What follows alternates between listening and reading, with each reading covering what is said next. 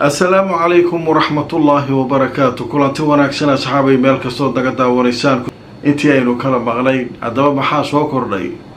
Trump iyo qaalibaafka Iran oo hawada isu bariyay erayo kulul maxaa la isku haystaa Pakistan oo aan wali quusan oo daneynaysa maanta in mar kale guddiyo ka socda Mareykanka iyo Iran ay kulmaan oo ay ku kulmaan dalka Oman haddaba wararkii ugu dambeeyay arrimaha waan idin hayaa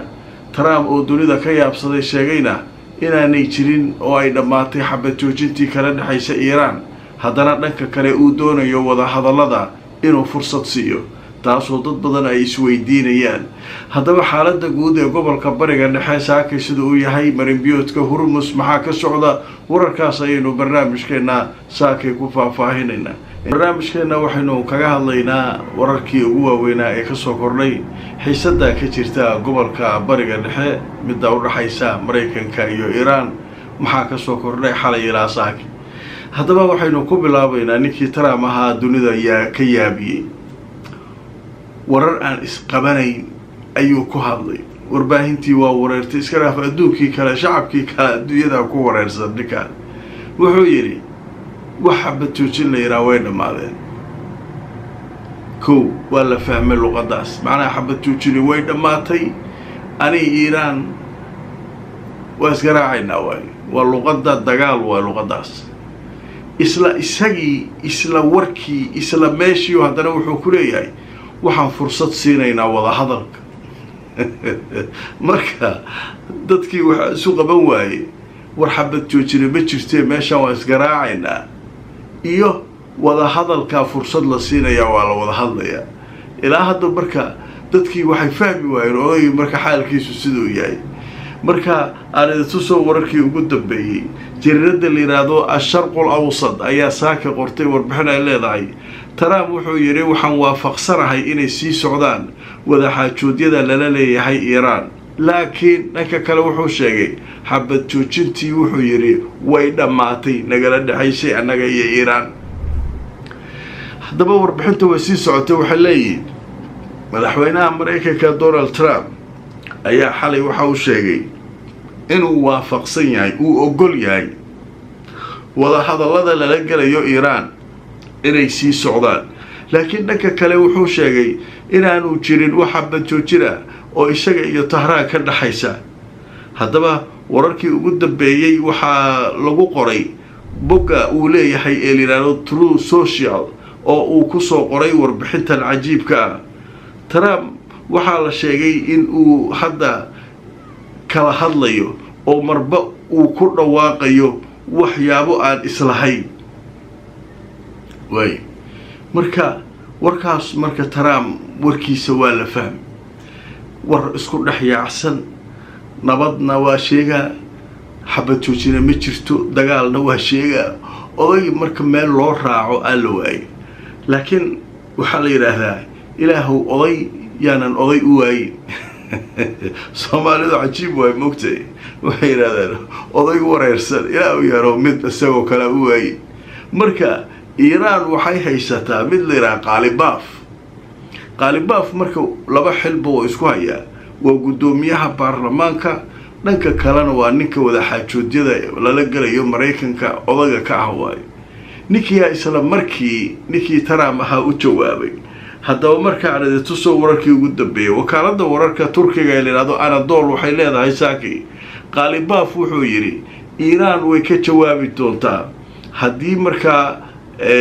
Washington ay heshiiskii ixtiraami weyso oo wixii heshiisa ka dhaxeeyay ay marka ixtiraami weyso anagu waa ka jawaabeynaa yiri Maxamed Baaqir qaalibaaf ayaa isaguna xalay wuxuu sheegay in Iran ay diyaar u tahay inay ka jawaabto wax kasta oo kaga yimaada dhanka Mareykanka haddii ay tahay heshiis iyo haddii dagaal ay tahay waxaana uu sheegay haddii la isku dayo heshiisyadii hore loo gaaray in la jibiyana in marka iyaguna ay diyaar u yihiin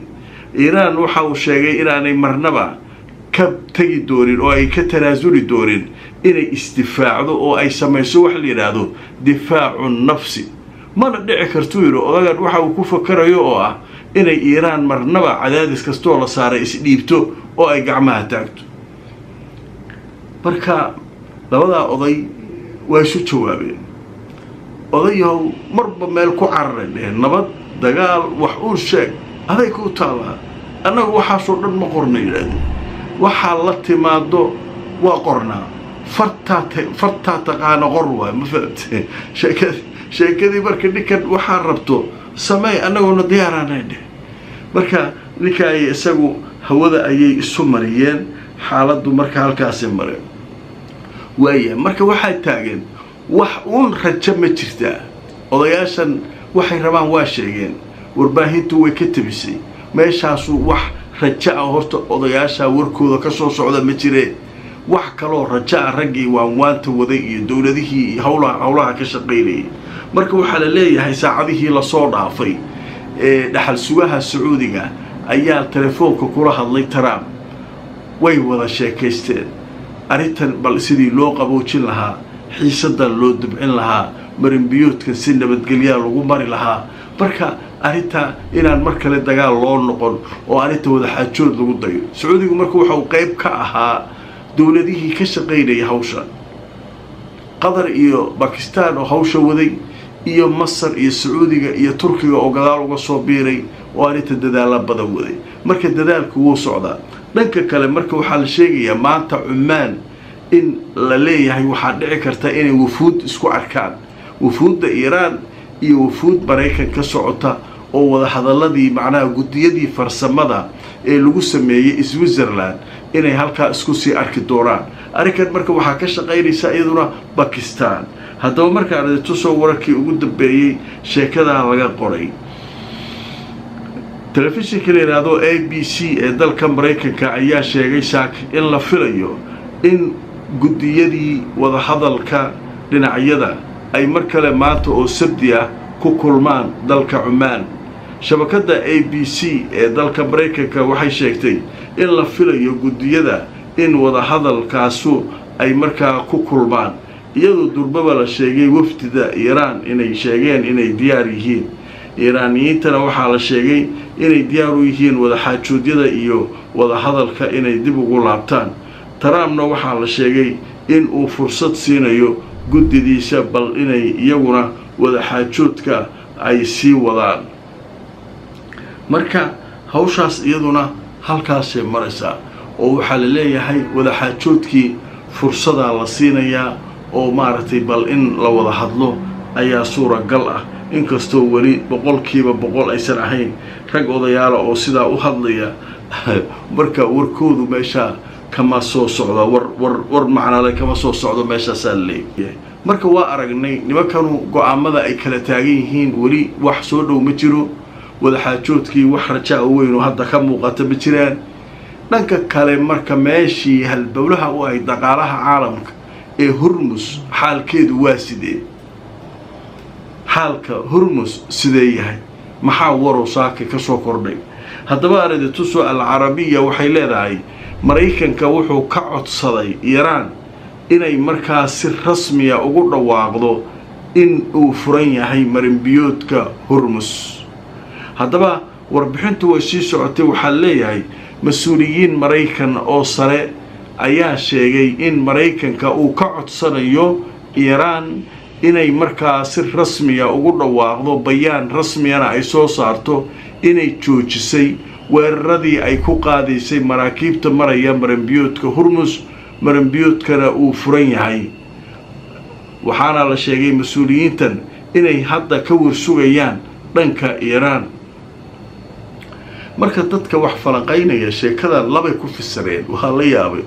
qaar waxay yiraahdeen Mareykanku waxay ka joogtaa qaati billaah nafta haysa waxaan ka codsanayaa Iiraan inay ku dhawaaqdo inuu furan yahay marinbiyoodka Hormuz maraakiibtuna ay si xor ah ku mari karaan warkaas waxa ka muuqatay leeyahay daciif nima ka muuqata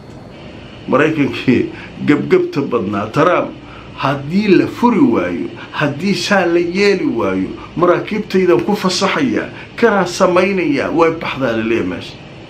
odayga cagaha dhulka loo dhigay wuxuu marayaa hadda dalab waxay ka codsanaysaa Mareykanku wuxuu ka codsanaysaa soo urta warbixinta waartay Mareykanku wuxuu ka codsanayaa Iiraan inay ku dhawaaqdo bayaan soo saarto war maraakiibay iska mara ma idin taabanay انت سمي حالكو بركة هالكاسو ومريا وركاس ايا بركة شيء كذا سا بركة عجيبة هاي هذا بركة لك كله إسرائيل وحليها يدنا وحا اي كشقينيسا inay bal wax uun ku soo celiso Trump dagaalka inay ku soo celiso iyadoo sidan iyo sida ay maartay Mareykanku u bariyayaan Iran iyo waxan iyadoo ma jecla iyadoo waxay jeclaan lahayd in Iran cagta la mariyo gobolka bariga dhexe oo dhan Mareykanka wixii iyo Israa'iil ku yimaado cagta mariyo Israa'iil ay ku feesteyso meesha rabta ku duusho hadda maxay ka dagaalameen iyadoo wali xataa la ogolaano si rasmi ah Mareykanku uu soo ogolaan in laga iibiyo Turkiga diyaaradaha F-35 dhulkii isku garaacaysa Israa'iil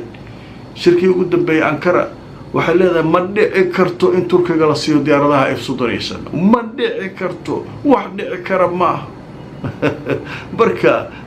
barka waa dhiban noocaasa marka gobolka bariga dhexe wararkaas ayaa ka soo kordhay saacadihii la soo dhaafay haddii alla idmo wixii kale oo barnaamijyada ay soo kordha barnaamijyada dambe ayaanu idin kula socodsiin doonaa like gareeya oo share gareeya asxaabay meel kastoo naga daawareysaan barnaamijkaygii koowaad ee saakay oo sabtiga inta ayaanu kusoo gabagabeynayna inta aan mar kale barnaamijkana kulmayno meel kastoo aad joogtaan nabadgelyo